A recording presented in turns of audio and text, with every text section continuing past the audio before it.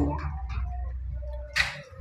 Mungu amekuita, amekuchagua ili ufanye uwe mtakatifu. Kwa hatujaitwa tuwe na dhambi, tuishi maisha ya dhambi.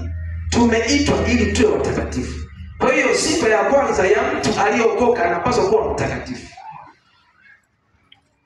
Sifa ya kwanza ya mtu anayesema kwamba nimeokoka, anayetamani kuona mafanikio ya kimungu kwenye maisha yake, sifa ya kwanza lazima uwe mtakatifu. Kumbe ndio wito wa kwanza wa mtu aliyeokoka.